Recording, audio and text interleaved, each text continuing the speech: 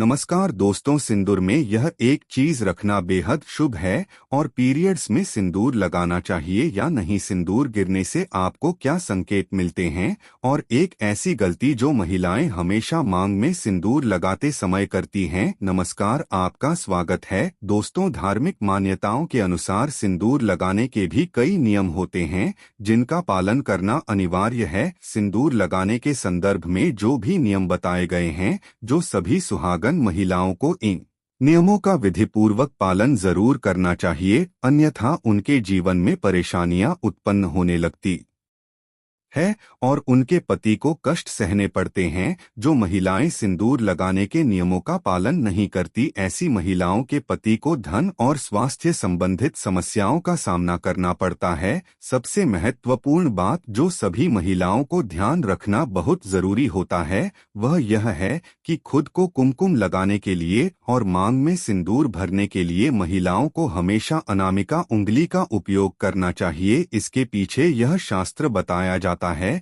कि हमारी अनामिका उंगली में शरीर के शक्ति तत्व और आज्ञा चक्र को तुरंत जागृत करने की क्षमता होती है। इसलिए खुद को कुमकुम या सिंदूर लगाते समय अनामिका उंगली का ही उपयोग करना चाहिए। लेकिन यदि हम किसी अन्य व्यक्ति को कुमकुम लगा रहे हैं तो हमेशा मध्यमा उंगली से लगाना चाहिए। अक्सर ही किसी धार्मिक प्रसंग में महिलाएं दूसरी महिलाओं को आवश्यकता से अधिक मात्रा में कुमकुम लगा देती हैं, जिससे महिलाएं तुरंत ही अतिरिक्त कुमकुम को पोंछ देती है। यहाँ दोनों ही बातें सही नहीं है। कुमकुम थोड़ी ही मात्रा में लगाया जाना चाहिए और उसे तुरंत ही पोंछ देना भी उचित नहीं है। माथे से कुमकुम को पोंछ देना अशुभ माना जाता है। यह भी ध्यान रखें कि अतिरिक्त कुमकुम यदि नाक पर गिर जाता है तो यह बहुत ही शुभ माना जाता है। यह इस बात का संकेत होता है कि आपका पति आपको बहुत प्यार करता है। आपको आश्चर्य होगा कि कुमकुम या सिंदूर यदि गलती से जमीन पर गिर जाता है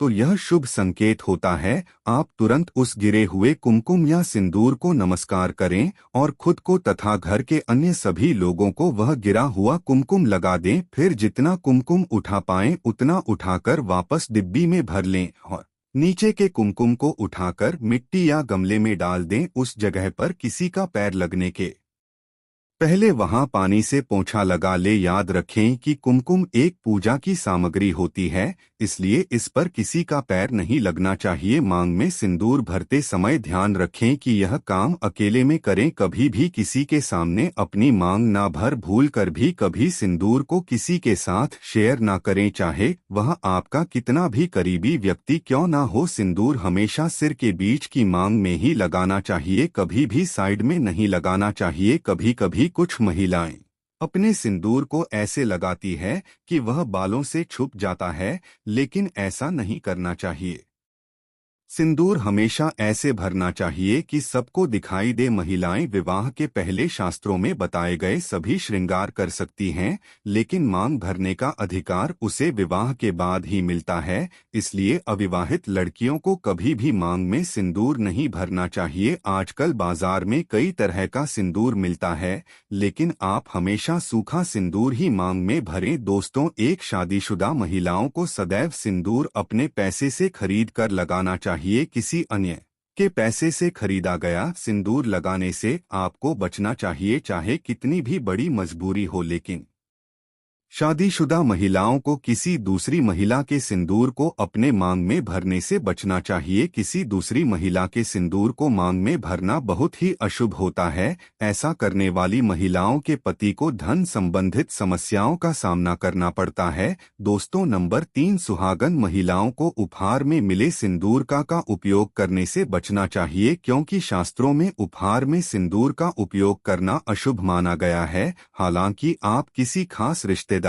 यानी कि सासू माँ या ससुराल के अन्य रिश्तेदारों जैसे जेठानी या ननद का उपहार में दिया हुआ सिंदूर इस्तेमाल कर सकती हैं। सिंदूर कई रंग के होते हैं, लाल, नारंगी, गुलाबी व कत्थई, जिनमें नारंगी और गुलाबी रंग के सिंदूर को सबसे शुभ माना जाता है। दोस्तों, नंबर 4, इसके साथ ही कभी भी महिला को बगैर नहाए सिंदूर नहीं लगाना चाहिए। सबसे पहले महिला नहा ले और पूजा पाठ कर ले, उसके बाद ही अपने माथे पर सिंदूर लगाएं। सदैव अपने पति की लंबी आयु तथा उनकी सफलता के बारे में ही सोचे, इससे उनका भाग्य और भी अधिक प्रबल और शक्तिशाली बनता है। और मांग में सिंदूर लगाते समय माता पार्वती को आप पहले ध्यान में लाएं, क्योंकि अखंड सौभाग्यवती का वरदान माता पार्वती से ही प्राप्त होता है। दोस्तों, नंबर 5, घर में अगर किसी भी तरह का सूतक है या आपको पीरियड आ रहे हैं तो आप सिंदूर ना लगाएं, क्योंकि सिंदूर लगाने से ऐसे समय में सिंदूर का अपमान होता है। मांग बढ़ने के लिए आप हमेशा ही सूखे सिंदूर का ही इस्तेमाल करें। आजकल मार्केट में ट्रेंड के लिए कई तरह के लिक्विड सिंदूर भी उपलब्ध हैं, लेकिन लगाना अच्छा नहीं है। कई महिलाओं को लगता है कि सिंदूर लगाते हैं उनके माथे पर कई बार यह गिर जाता है, तो माथे पर सिंदूर गिरना दोस्तों शुभ माना जाता है।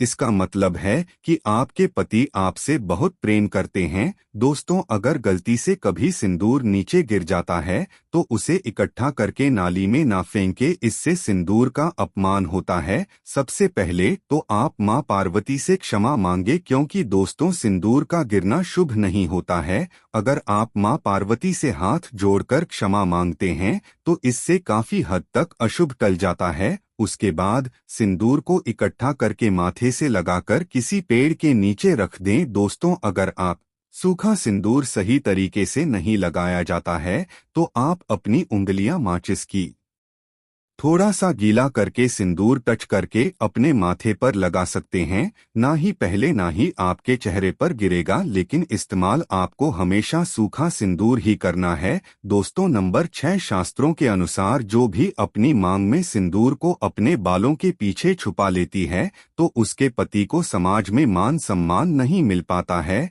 जिससे वह ऊंचाई को वह छूना चाहते हैं वहां तक वह पहुंच नहीं पाते और हमेशा असफल रहते हैं। समाज में तथा रिश्तेदारों के बीच में वह छुपे रह जाते हैं। इसीलिए सिंदूर जितना लंबा लगाएंगे और आगे की तरफ माथे पर लगाएंगे, आपके पति का भाग्य उतना ही अच्छा और प्रबल होगा, क्योंकि माथे पर सिंदूर लगाने से स्त्री की शक्तियां जागृत रहती हैं। दोस्तों, शास्त्रों में यह स्पष्ट बताया गया है कि महिला को सदैव नाक की सीध पर ही माथे में सिंदूर लगाना चाहिए। कभी कभी महिला जब टेढ़ी मांग निकालती है तो उसी जगह पर वह सिंदूर लगा देती है। शास्त्रों में बिल्कुल अशुभ माना गया है। ऐसा करना आपको आपके पति से दूर कर देता है। दोस्तों, नव विवाहित कन्या इस बात का जरूर ध्यान रखें, जो विवाह के समय उन्हें मांग में सिंदूर लगाया जाता है वह सिंदूर उन्हें हम हमेशा संभाल कर रखना चाहिए। और जब कोई विशेष कार्य या विशेष पूजा आपके घर में हो तो उस समय पर थोड़ा थोड़ा सिंदूर जरूर लगाएं। इससे विवाह के समय जो आपको विशेष आशीर्वाद मिलता है वह हमेशा आपके कार्यों में आपको सफलता दिलाता है तथा आपके परिवार में खुशियां और सुख समृद्धि बनाए रखता है। दोस्तों, आपको सिंदूर में 1 रुपए का सिक्का जरूर रखना चाहिए। यह बहुत ही ज्यादा शुभ माना जाता है। ऐसा करने से आपको माता पार्वती का आशीर्वाद मिलता है। इसलिए आपको अपने सिंदूर दानी में जिसमें भी आप सिंदूर रखती हैं उसमें 1 रुपया का सिक्का जरूर रखना चाहिए। दोस्तों, कई महिलाएं ब्यूटी पार्लर जाती है और वहां जो भी महिला मेकअप करने वाली होती है वह खुद ही आपकी मांग में सिंदूर लगा देती है, लेकिन यह अशुभ माना गया है। आप कर्मचारी को जानते नहीं हैं तो उनका आचार व्यवहार आपको नहीं पता, फिर भी आप सिंदूर लगवा लेती हैं, जो कि बिल्कुल भी सही नहीं है। हमेशा सिंदूर आप खुद ही लगाएं या फिर अपने पति के हाथ से लगवाएं तो ज्यादा शुभ रहता है। अगर आपको सपने में सिंदूर दिखाई दे तो यह बहुत ही ज्यादा शुभ माना जाता है। सपने में मांग में सिंदूर का दिखाई देना ऐसा माना जाता है कि इससे आपको आपके मायके से बहुत ही बड़ी खुशखबरी मिलने वाली है और अगर कोई अशुभ आपके साथ होने वाला होता है तो वह भी टल जाता है। दोस्तों, अगर कुंभारी स्त्री को सपने में खुद को सिंदूर लगाना दिखाई देता है तो इसका मतलब है कि उसकी शादी उसके मनचाहे पसंद के वर के साथ होने वाली है। दोस्तों, अगर घर में आपकी आपके पति से बन नहीं रही है या घर में लड़ाई कलेश इत्यादि का माहौल रहता है तो इस दोष को दूर करने के लिए आप सरसों के तेल में थोड़ा सा सिंदूर मिलाकर अपने घर के मुख्य द्वार पर स्वास्तिक या ओम का चिन्ह बनाइए। इससे आपके पति का प्यार आपके लिए अधिक बढ़ जाता है और कलेश इत्यादि का माहौल दूर हो जाता है। अगर आप कामाख्या मंदिर कभी जाएं तो सिंदूर अवश्य लेकर आएं। कामाख्या मंदिर का सिंदूर बहुत ही चमत्कारी माना